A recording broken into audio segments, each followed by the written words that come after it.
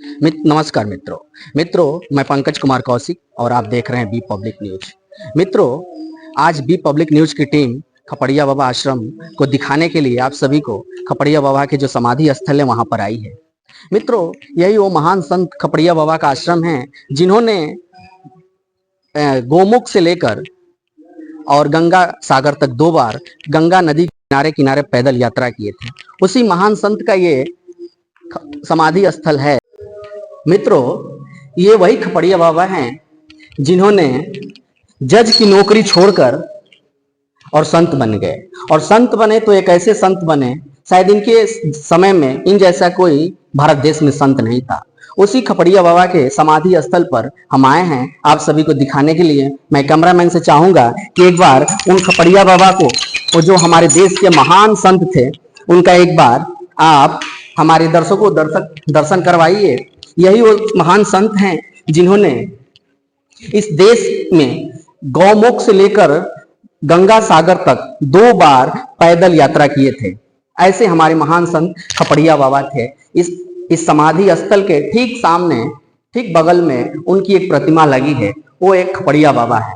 ऐसे ही खपड़िया बाबा दिखते थे जब बुढ़े हो गए थे। तो खपड़िया बाबा का जन्म एक बंगाल राज्य में हुआ था। मित्रों, इस खपड़िया बाबा का आश्रम का एक बहुत बड़ी खासियत है।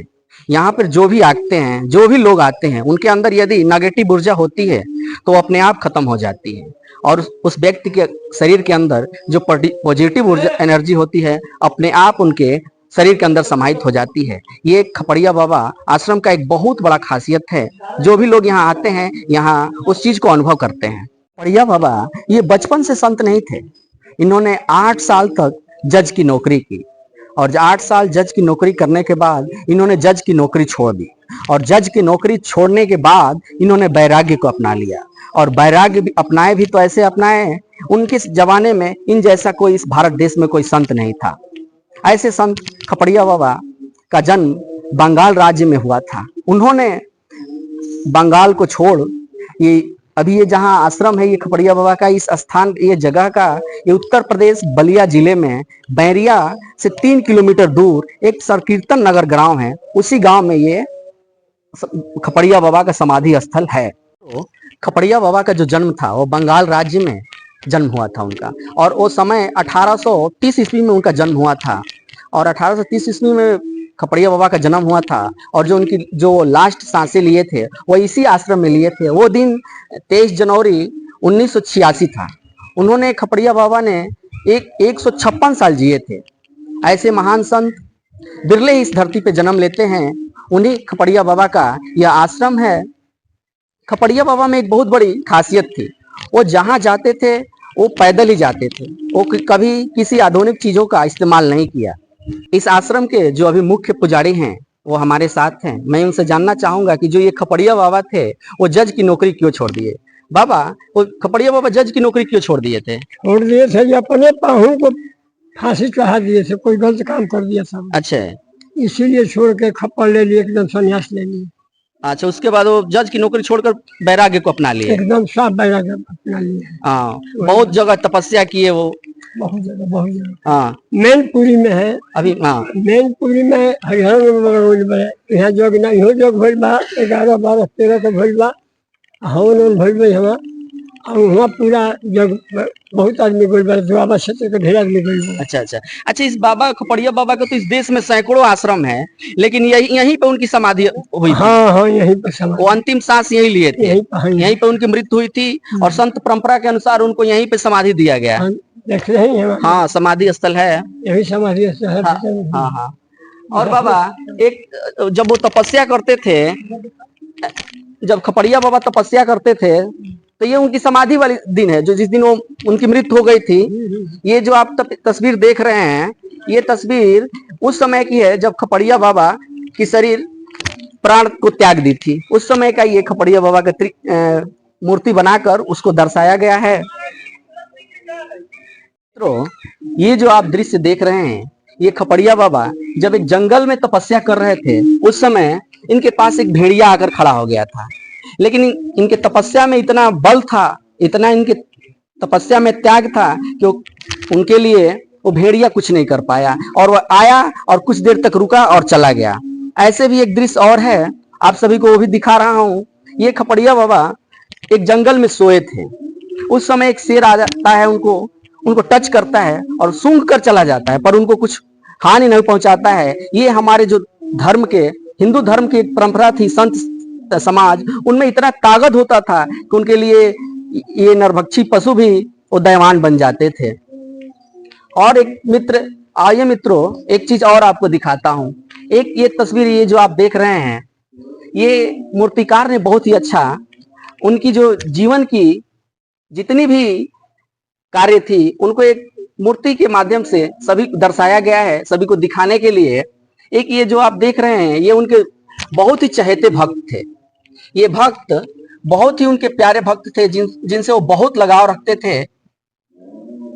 और आगे आपको दिखा रहे हैं, ये जब ये चंबल की जो नदी है उसमें ये स्नान कर रहे थे बाबा। उस समय घलियार इनके चारों तरफ से आकर घेर लिए थे, लेकिन ऐसे संत में इतनी ताकत थी, इतनी ऊर्जा थी कि इनको कुछ नहीं बिगाड़ पाए वो, और फिर वो देखकर चले गए। खपड़िया बाबा में एक बहुत बड़ी खासियत थी, वो किसी नदी को इस पार से उस पार जाने के लिए किसी नाव की इस्तेमाल नहीं करते थे।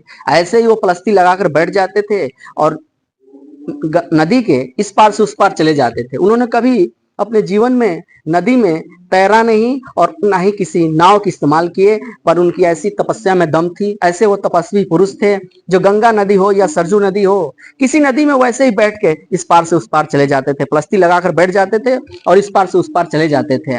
ऐसे ही बहुत सारी तस्वीरें यहाँ दर्शाई गई है खपड़िया बाबा की, जो कहीं कहीं तो ऐसे दिखते हैं तपस्या करते करते खपड़िया बाबा के शरीर में कुछ रह ही नहीं गया है।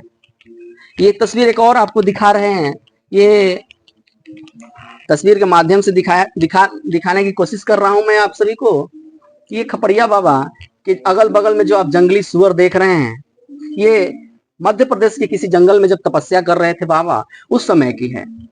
उस समय जब तपस्या कर रहे थे तब तक दोनों तरफ से जंगली सुअर आ गए, लेकिन आए और एकदम सुरक्षा गार्ड की तरह खड़े हो गए, पर इनका कुछ हानि नहीं पहुंचा पाए। और ये भाई साहब, आप ये गौशाला देखते हैं, इस आश्रम में जो खपड़िया बाबा का है ना, इसमें गौशाला बहुत अच्छा है। यहाँ गाय बहुत रहती है ना बाबा? कितनी गाय है अभी?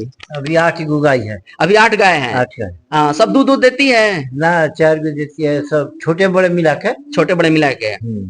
बहुत अच्छा। ये जो है आप ही गाय को खिलाते पिलाते हैं? हम ही गाय को खिलाते हैं। दूधते भी आप ही हैं? दूध भी निकालते? दूध सब कुछ। अच्छा, जो लोग यहाँ आते हैं उनको खिलाते, खाने जो ये जो साधु लोग आता है बाहर से, हाँ हाँ, वो लोग खाता है, सब कुछ करता है। अच्छा अच्छा अच्छा, उनके लिए गाय रखी गई है। हाँ, और यहाँ के जो कर्मचारी है, हाँ, वो लोग खाता पीता रहता है। खाता पीता रहता है। बाबा आपका नाम क्या है? नाम पारसनाथ यादव। ये पारसनाथ यादव जी हैं। यही यहाँ पे जो गौशाला है उनकी देख रेख करते हैं और दूध भी निकालते हैं और गाय को खाना भी खिलाते हैं, चारा भी खिलाते हैं, पानी भी पिलाते हैं। और यहाँ के ये बहुत ही अच्छे खपड़िया बाबा के सेवादार हैं ना जी बाबा? खपड़िया बाबा को आप देखे थे कि नहीं? नहीं, हम देखे नहीं देखे, आप नहीं देखे थे। चलिए, खपड़िया बाबा का जो मृत्यु 23 जनवरी 1986 में हो गया था। 156 साल खपड़िया बाबा इस धरती पर रहे थे, और वो जब चले गए तो उसके ये जो आश्रम है, इस आश्रम में आज भी आने पर ऐसा लगता है कि खपड़िया बाबा हैं। इस आश्रम को आपको देखकर ऐसा नहीं लगेगा कि खपड़िया बाबा नहीं है। यहाँ पर आने से लोगों की जो इच्छा होती है, मनोकामना होती है, वो पूर्ण हो जाती है। और ये आश्रम, इस क्षेत्र में ऐसा कोई आश्रम नहीं है, कोई संस्था नहीं है। इस संस्था खपड़िया बाबा आश्रम का एक स्कूल भी चलता है, इंटर कॉलेज तक बच्चे उसमें पढ़ते हैं, निःशुल्क पढ़ते हैं। और इस आश्रम में एक बहुत ही अच्छा संग्रहालय बनाया गया है। अभी संग्रहालय बंद है, नहीं तो मैं आप सभी को उस संग्रहालय को भी दिखाता, जिसमें रामचरितमानस के जितने भी मुख्य पात्र हैं उन सभी का इसमें तस्वीर लगा है। मित्रों, इस खपड़िया बाबा के आश्रम में 2004 से कंटिन्यू अखंड जो कीर्तन होता है, हरे राम हरे कृष्ण कृष्ण कृष्ण हरे हरे, ये भजन आज भी चलता है। ये 2025 चल रहा है, कंटिन्यू 25 साल से ये काम चल रहा है। और यहाँ पे आज तक 1 घंटे के लिए वो चीज बाधित नहीं हुआ है। सोचिए ये कितनी बड़ी बात है। ये सब बाबा की कृपा है जो 2004 से कंटिन्यू अखंड कीर्तन आज तक ये 2025 आ गया और फिर भी चल रहा है। ये साधारण सी कोई बात नहीं है, ये बाबा का ही महिमा है कि इतनी बड़ी ये काम यहाँ पर होता है।